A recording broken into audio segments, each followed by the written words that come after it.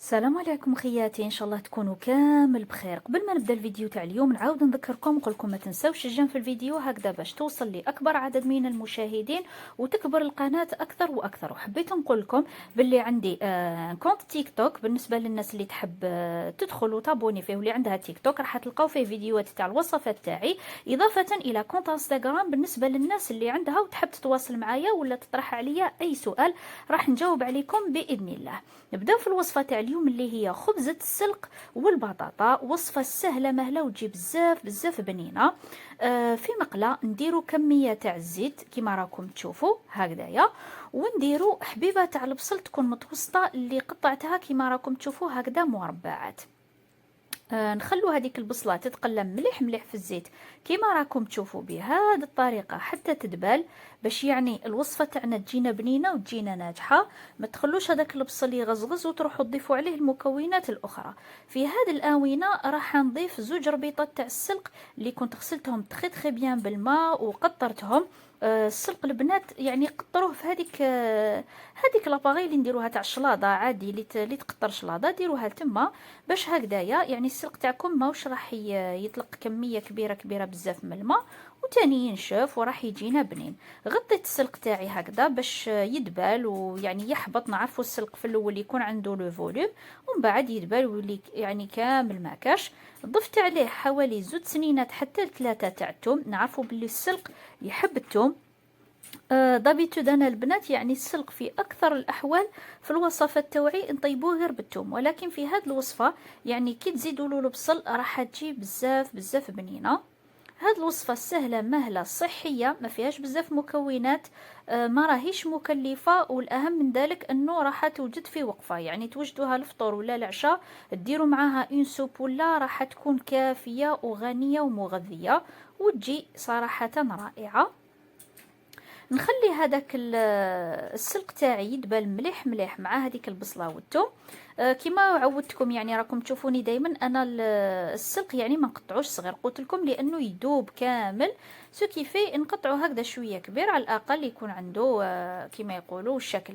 دوكا هنايا ضفت الملح ونزيد الفلفل كحل شويه تاع القزبر مرحي وعندي شويه تاع تابل الشاورما اللي راح يضيف بنه هايله لهاد الوصفه تاعي. اللي ما تحبش ولا اللي ما عندهاش تقدر ما تضيفوش، دير شويه تاع الملح وشويه تاع الفلفل كحل وشويه تاع القزبر المرحي وراح يكون يعني كافي.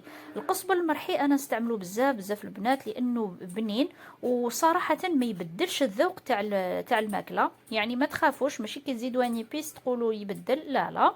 خليت هنايا السلق تاعي حتى دبال تماما ونشف من هذاك الماء. خليته بجاه شويه يبرد. جيت هنايا في لو ريسيبيون راح ندير 4 حبات تاع البيض. يعني البيض راح يكون على حسب كميه السلق. درتو 2 ربطات ديروا 4، درتو 3 ربطات ديروا حتى ال5. يعني نتوما والمقله اللي طيبوا فيها وتاني عدد افراد العائله بيان سور. قلت لكم درت 4 حبات بيض كاملين. راح نضيف عليهم بواطه تاع ياغورت ناتور. نتوما تقدروا تعوضوا هاد البواطه تاع ياغورت ناتور بكاس حليب الا كان ما عندكمش، كيما تقدروا تعوضوها بكاس تاع لا كريم فريش الا كانت متوفره بطبيعه الحال. يعني تقدروا ديروا اي مكون من المكونات اللي قلتها لكم. نحاول دائما نعطيكم البديل باش هكذا ما تحصلوش وماشي كي تعجبكم الوصفه تقولوا ما عنديش ياغورت ناتور ما نديرهاش، لا لا. نحاولوا يعني في الكوزينه تاعنا كيما نقولوا ندبروا ونحبروا باش هكذا نديروا الوصفات باقل مجهود واقل يعني المكونات. زدت شويه تاع الملح في الفلفل يعني باش ما تفوتنيش الوصفه مع بالحديد. زدت هنايا 2 بورسيون دو فروماج يعني هاد مكون راهو اختياري. تقدروا ديروا شويه تاع جبن ليطالي، تقدروا ديروا كيما درت انا بورسيون، تقدروا ديروا فرomاج غابي. يعني هاد الوصفه تزيدوا لها واش تحبوا.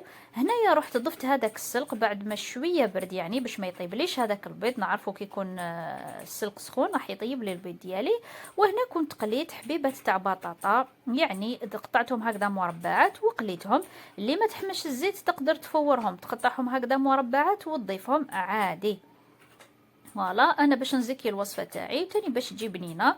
وسورتو كنت تعرفوا كاين اللي عندهم ولادهم ما يحبوش السلق ولكن كي يضيفوا له البطاطا ماوش راح يبان ويجينا يعني بنين ومغذي. فوالا خلطت هاد المكونات كامل هكذا مع بعض. دوكا هنايا لازم تستخدموا البنات مقله اللي تكون ما تلصقش. الا كانت تلصق ديروا لها بابي كويسون ودهنوها بشويه تاع الزيت باش هكذا كي تقلبوها يعني راح تكون عمليه سهله. درت شويه تاع الزيت، انا المقله تاعي على كل حال ما تلصقش، ولكن قلت لكم انا ما نحبش المفاجآت. درت لها شويه تاع الزيت باش هكذا البيض هذاك ما يلصقليش كي نحطو. ومن بعد نضيف الخليط تاعي كما راكم تشوفوا كامل.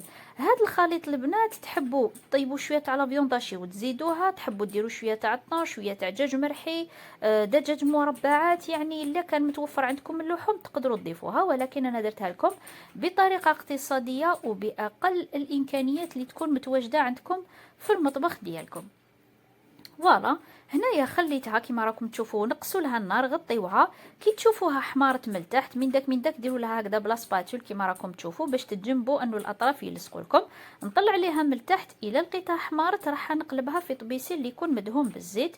فوالا هنايا راني قلبتها. نتوما حاولوا تخلوها تنشف مليح مليح. نزيد نخليها طيب من التحت. وهاي ليك الوصفه تاعي واجده في صحن التقديم. يعني وصفه بزاف بزاف بنينه سهله مهله ماشي مكلفه. راح تعجبكم وتعجب ولادكم. ديروها كوصله ولا ديروها كفطور ولا عشاء، يعني راح تكون مناسبه. دوك نقسم معكم هاد المغسو باش تشوفوا كيفاش جات الوصفه تاعنا.